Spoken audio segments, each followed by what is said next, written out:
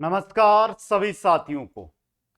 साथियों, राजस्थान में मात्र अब 4 लाख बच्चे ही बेरोजगार बचे हैं। ये देख के आपको हंसी आई हुई होगी, लेकिन ये सच्चाई भी है भाई। क्यों है सच्चाई, उसके लिए चर्चा करेंगे। और अब 4 लाख हो तो लगभग 50% तो अगले 2 साल में नौकरी लग जाओगे, तो बल्ले बल्ले हो गई सबकी। है क्या सच्चाई, हकीकत क्या है इसकी? और यह विवाद खड़ा क्यों हो रहा है, क्यों कोई इस पर क्यों नहीं बोल रहा है? राजस्थान में एक भी शिक्षक है वो इस बात को लेकर गंभीर नहीं है। और गंभीर हो भी क्यों? क्योंकि बच्चे भी बेरोजगार नहीं बचे हैं, बच्चे भी रोजगार वाले हो गए। बच्चों को ना शेयर करना आता है, ना बच्चों को सपोर्ट करना आता है। बच्चों को सुनना आता है और सुन लेते हैं। मैं यहां पर सिर्फ और सिर्फ बात करने वाला हूं वो आरएसएसबी की करने वाला हूं। आरएसएसबी अध्यक्ष आलोक राज जी के अनुसार राजस्थान में 3 से 4 लाख ही बेरोजगार बच्चे हैं भाई। पूरी ध्यान से देखने का, जो आज की न्यूज़पेपर की कटिंग है वो आपके सामने लेकर आ रहा हूं मैं। एक बार अगर आप देख रहे हैं तो इस चीज को थोड़ा सा मैं क्रॉप कर देता हूं, जिससे आपको ये सामान्य रूप से आसानी से दिख जाए।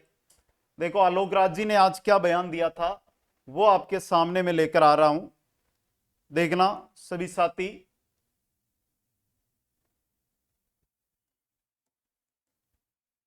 चलो भाई, ये तो क्रॉप नहीं हो रहा है, अगले पेज में नया ले लेते हैं एक बार इसको।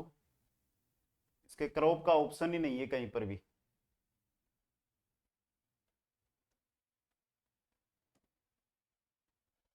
नेक्स्ट पेज में देखो, पूरा ही ले लेता हूं मैं, आराम से देखना। समय लग सकता है लेकिन जाया नहीं जाएगा आपका समय।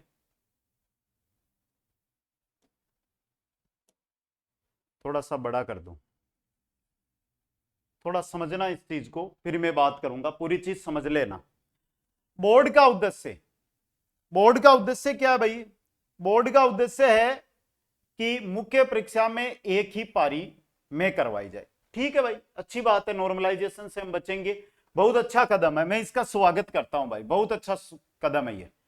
इस बार पेपर का स्तर स्टैंडर्ड और अपेक्षाकृत कठिन रखा जाएगा ताकि अत्यधिक संख्या में अभ्यर्थी पात्र ना हो जाए, पात्र ना हो सके। और पात्र ना हो जाए, लिखने और बोलने में भी कथनी और करनी का फर्क होता है बेटा। ये आलोक राज जी बोल रहे हैं, हमारे आरएसएसबी के अध्यक्ष हैं। अब थोड़ा ध्यान दो भाई, लगभग देखो, मेरे को एवरेज तो नहीं है, लगभग राजस्थान में 27 से 30 लाख बेरोजगार है वर्तमान में। और हम बात कर रहे हैं सीटी, सीटी जो एक पात्रता होती है। पात्रता की अगर मैं बात करूं तो पात्रता का रूल क्या होता है वो ध्यान दें। पात्रता का रूल होता है कि पात्रता का पेपर इस प्रकार का बनना चाहिए जिसके अंदर चाहे कोई कमजोर विद्यार्थी हो चाहे होशियार विद्यार्थी हो, 50% पर्सन दोनों को आने चाहिए। बाकी आप 30 से 40% पेपर है उसको कठिन बना सकते हो। लेकिन आलोक राज जी तो साफ शब्दों में बोल रहे हैं कि स्टैंडर्ड वाला बनाएंगे, अपेक्षाकृत कठिन रखेंगे। क्यों रखेंगे? क्योंकि राजस्थान के जो ये 27 से 30 लाख बेरोजगार है ना, इनमें से देखो नीचे, इसलिए इस बार प्रयास रहेगा कि लगभग 3 से 4 लाख अभ्यर्थी पात्र हो। तो क्या ये 3 से 4 लाख अभ्यर्थी ही पात्र हो और यही मुख्य एग्जाम जो भी हो, नहीं है वीडियो पटवार, पुलिस, वनपाल, उनके अंदर बैठे? बाकी बेरोजगार क्या करेंगे? उनका भी तो कोई सोचना पड़ेगा ना।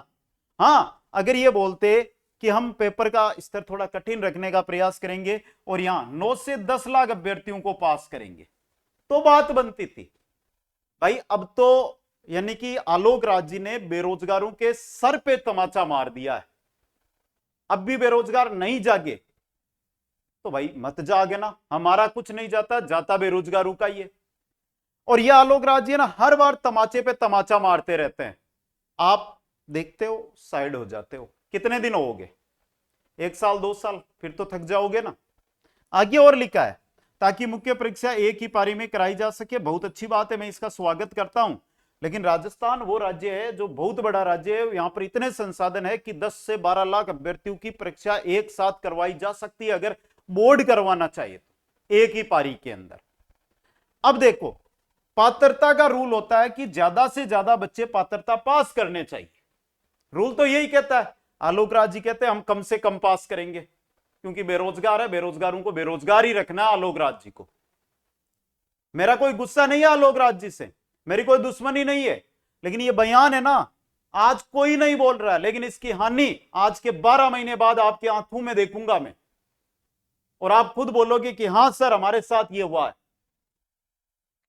समझ गए आप? मैंने भी देखो सुबह सुबह ही इंस्टाग्राम पे पोस्ट कर दी थी, शायद आपने नहीं देखी होगी तो देखो। सबसे पहले हाँ, मेरी हर एक पोस्ट है जिसपे अच्छे भले लाइक कमेंट व्यू सब कुछ आते हैं, लेकिन इस पोस्ट पे देखा ना मैंने, यही पोस्ट डाली थी मैंने सुबह।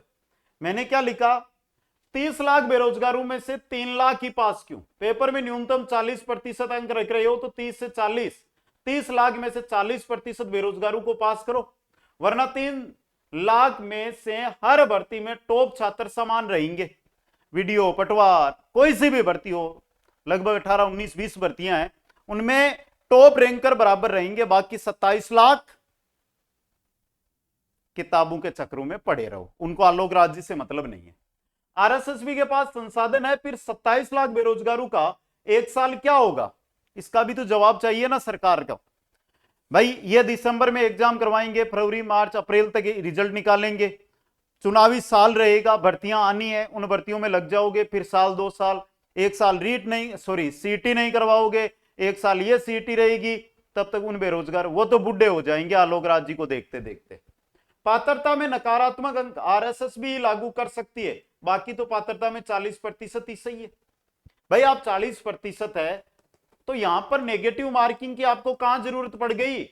होने दो भाई, 27-28 लाख 30 लाख है, उनमें से 10-12 लाख को पास होने दो। आप भाई एक पेपर आप करवा रहे हो, एक पेपर एक भर्ती है, 800 पदों पर भर्ती आई है, समझ गए आप? 2 पारियां में करवाओ, 2 पारियां। देखो बेटा कैसे 2 पारियों के अंदर करवाओ। पहली पारी फर्स्ट पारी, और फर्स्ट पारी में 400 पद कर दो, सेकंड पारी में 400 पद कर दो। ना नॉर्मलाइजेशन का लपड़ा, ना अदर लपड़ा, सब कुछ हो रहा है ना आपका यहां पर, जिसका जैसा। भाई फर्स्ट पारी में जो बैठेगा टॉप 400 में आ जाएगा, बराबर जितने आवेदन हुए उनको बराबर भागों में तोड़ दो। ऐसा नहीं करेंगे। ऐसा करने से क्या होता है कि बेरोजगारों क्या पता।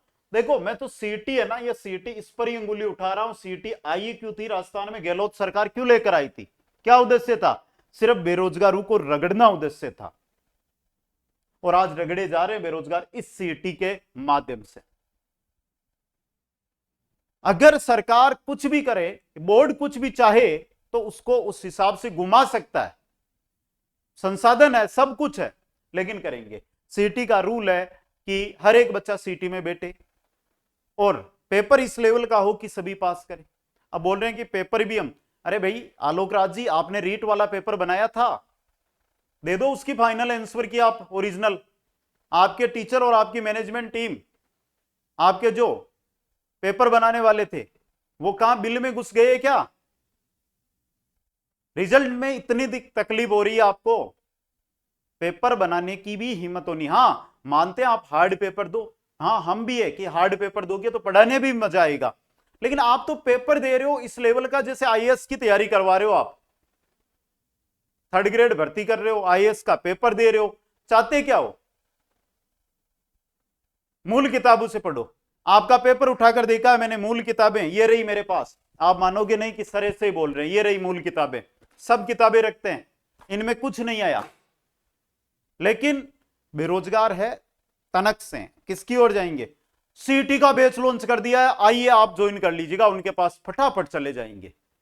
मैं यहां कोई प्रचार नहीं करूंगा, जिसको ज्वाइन करना होगा अपने आप करेगा, क्योंकि हम पढ़ाते हैं किनसे हैं? इनसे, इन किताबों से पढ़ाते हैं। ठीक है, बाकी ये वीडियो रुकना नहीं चाहिए, ज्यादा से ज्यादा शेयर होना चाहिए। शायद इस वीडियो को देख के कोई शिक्षक साथी जागे और इस मांग को दोहराए। सभी को धन्यवाद। जय हिंद, जय भारत।